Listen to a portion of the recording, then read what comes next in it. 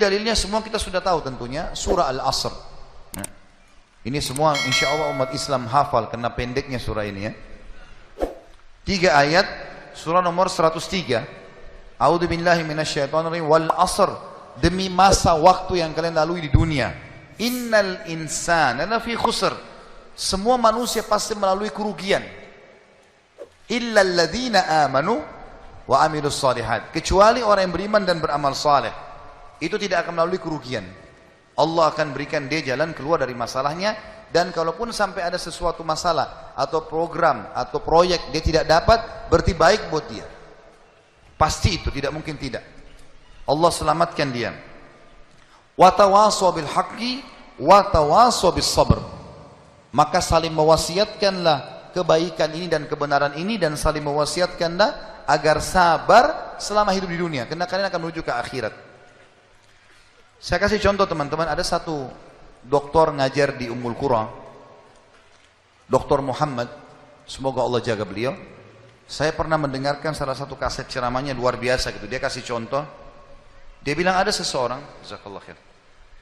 Ada seseorang di Saudi, teman dia, salehnya luar biasa.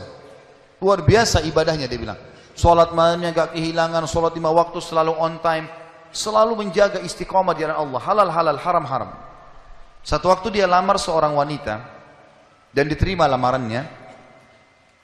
Pada saat sudah mau menikah, gitu kan, kurang lebih ditentukan jadwal, kalau saya tidak salah itu 3 bulan dari waktu itu akan menikah. 2 bulan atau 1 bulan sebelum pernikahan, tiba-tiba perempuan ini batalin pernikahan. Tiba-tiba batal pernikahan, nggak jadi nikah. Laki-laki ini bertanya kepada calon mertuanya, ada apa? Saya juga nggak tahu. Ditanya perempuan ini oleh orang tuanya, kenapa nak? Malu keluarga? Enggak, pokoknya saya nggak mau nikah sama laki-laki ini. Bersikeras si perempuan tidak mau nikah. Kata Dr. Muhammad, dia bilang, saya setiap kali ketemu sama teman saya ini, teman saya selalu berdoa. Saya dengar doanya, ya Allah kembalikan wanita ini pada saya suka sama dia. Luar biasa merengeknya sama Allah, gitu kan. Dan saya saking kesian sama dia, sampai saya mengatakan, ya Allah kabulkan buat dia. Luar biasa dia mohonnya sama Allah. Tapi uniknya kata Dr. Muhammad, enggak dikabulkan, enggak dikasih sama Allah. Sampai tiba hari H pernikahan yang ditentukan tanggalnya, perempuan ini akhirnya memang dia tunggu waktu itu, ada laki-laki lain lamar, diterima sama dia. Diterima pada saat itu. Diterima lamaran laki-laki baru. Waktu sudah menikah sama laki-laki itu, si orang soleh ini, temannya Dr. Muhammad, berhenti berdoa. Udah selesai, jadi istrinya orang, nggak boleh kita doa lagi kan.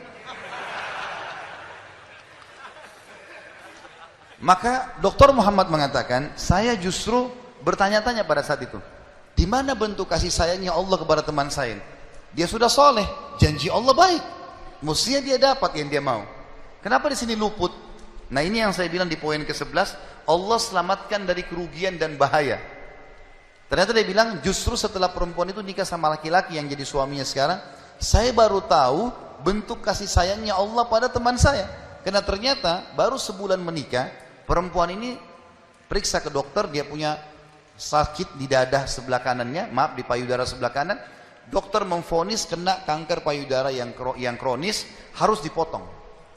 Sebulan menikah, payudara kanannya dipotong.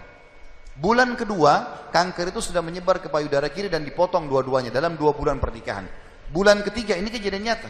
Bulan ketiga, ternyata perempuan ini punya masalah di urat saraf di bagian otak belakangnya, sehingga membuat kedua matanya buta. Dan bulan keempat, wanita ini meninggal dunia.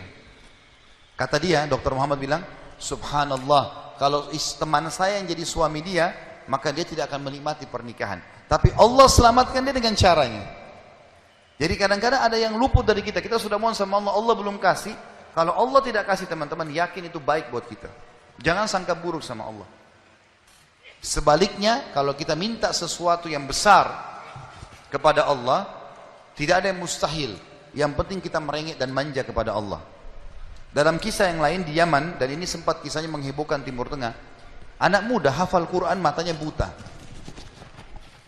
Anak ini dari kecil tidak pernah sekolah, dia ditinggal di rumah, tapi orang tuanya panggilkan guru ngaji, dia hafal Quran. Satu waktu umurnya waktu mencapai sekitar 25 tahun, dia berpikir untuk menikah, punya perasaan fitrah manusia, walaupun dia tidak melihat, dia ingin menikah. Setiap kali dia bicara sama ayahnya masalah pernikahan, ayahnya bilang, nak siapa yang mau menikah sama kamu? Nggak ada kerjaan, matamu buta gitu kan. Kalau misalnya ada orang yang simpatik baru kita bukain pintu itu. Anaknya selalu merasa terpukul. Apa yang terjadi? Dia berdoa sama Allah. Dalam kisah ini dikatakan, dia cerita tentang dirinya, dia bilang saya berdoa selama sebulan. Sebulan penuh berdoa. Mohon-mohon sama Allah. Kasih ya Allah, nikahkan saya. Dan doanya begini, ya Allah, karuniakan saya wanita yang paling cantik di Yaman, yang paling pintar, yang paling kaya. Begitu doanya. Saya sengaja datangkan contoh pernikahan supaya tidak ngantuk ini. Langsung melotot matanya laki-laki di sini. Tapi memang kisah nyata terjadi seperti itu. Maka teman-teman sekalian, di hari ke-30 dari doanya, sebulan dia berdoa, dia mimpi, ada orang datang dalam mimpinya mengatakan begini, hai anak muda, jodohmu namanya Fulana binti Fulana, disebut nama perempuan itu, ayahnya bernama Fulan bin Fulan, itu tokoh masyarakat di kampung sebelah, di kota sebelah. Besok datanglah lamar. Begitu mimpinya dia. Dia bangun, kaget, dia sholat tahajud, kemudian dia sholat subuh, habis sholat subuh dia ikut ke masjid, buta matanya pergi sama ayahnya ke masjid. Pulang dari sholat subuh dia bilang sama ayahnya, ayah, ada enggak kota di sebelah kita ini namanya kota ini? Kata ayahnya, ada. Ada enggak orang namanya Fulan bin Fulan, tokoh di situ? Kata ayahnya, ada. Ini dalam mimpi disebut ini. Dia enggak tahu kota itu, dia enggak tahu orang itu. Kata ayahnya, ada. Itu tokoh masyarakat terkenal di sana, orang kaya raya. Ada enggak anaknya namanya Fulana binti Fulana? Kata ayahnya, ada. Kata dia, lamarin buat saya ayah. Kata ayahnya, apa kau sadar yang kau ucapin? Perempuan ini terkenal karena cantiknya, kayahnya, pintarnya. Laki-laki kalau datang ditolak-tolakin sama dia. Kamu gak ada sekolah, buta mata, kita juga orang pas-pasan. Dia bilang, ayah saya mimpi begini. Dari mana saya tahu nama kota itu? Saya nggak pernah tahu. Dari mana saya tahu namanya, nama anaknya? Ini mimpi, suruh saya lamar hari ini. Ayah bilang, baiklah kalau gitu. Kita coba, tapi pertaruhkan nama keluarga ini. Bisa diterima, bisa ditolak. Dia bilang, pergilah ke sana. Disambut, diterima oleh orang itu. Subhanallah, ini kisah nyata ya, menghebohkan Timur Tengah kisah ini. Luar biasa. Maka pada saat itu masuk dalam rumah, disambut dan segala macam. Tuan rumahnya tanya, iya ada keperluan apa? Dia bilang, ini anak saya buta matanya tapi hafal Quran, disebutkanlah kebaikan-kebaikannya. Entah kenapa dia minta melamar anak anda karena dia mimpi semalam. Anehnya si calon ayahnya si perempuan ini langsung bilang, saya terima lamarannya. Tiba-tiba kisah nyata begitu. Yang ayahnya si laki-laki bilang, kenapa anda spontan terima?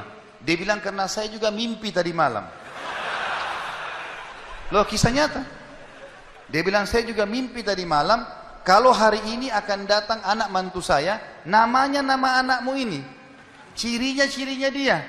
Matanya buta, hafal Quran, dari kampung sebelah kota kamu. Begitu mimpinya, luar biasa nih. Maka dia bilang, ayahnya bilang, tapi saya tidak tahu. Ini kan pagi-pagi, tadi habis sholat subuh, siap-siap datang. Dia bilang, saya belum, kata ayahnya perempuan ini, saya belum tanya anak saya. Tergantung, anak saya terima ya sudah, kalau enggak ya enggak. Kata mereka, baiklah. Masuklah si ayah ke kamar anak perempuannya. Ini ayahnya ini sudah biasa, begitu ditanya, nak ada yang minta, saya nggak mau. Sudah biasa, nolak. Kata dia, nak, dari kampung sebelah, kota ini, kampung ini ada si Fulan, matanya buta, mau melamar kamu. Anak perempuan itu bilang apa? Ayah nikahkan saya. Terima lamarannya. Kata ayahnya, bagaimana? Kau belum lihat orangnya? Dia bilang, tadi malam saya mimpi. Kisah nyata loh. Si perempuan itu mimpi. Mengatakan akan datang jodohmu besok, namanya Fulana bin Fulan, dari negeri kota sebelah, buta matanya, hafal Quran, terima lamarannya, karena itu suami terbaik. Menikah gara-gara itu. Makanya sahabat dalam berdoa. Kita ini kadang-kadang atau antum ini sering berdoa, baru 2 kali sudah ngomel sama Allah. Sebulan orang berdoa, beberapa hari, sabar. Jadi minta sama Allah tidak ada yang mustahil. Gitu kan? Satu sisi yang lain, kalau kita sudah minta Allah belum kasih, berarti bukan Allah benci sama kita, justru Allah mau selamatkan kita, sebagaimana kisah tadi wanita yang buta itu. Ini namanya contoh orang selamat dari kerugian. Allah selamatkan dengan caranya. Masuk dalam semua lini teman-teman ya.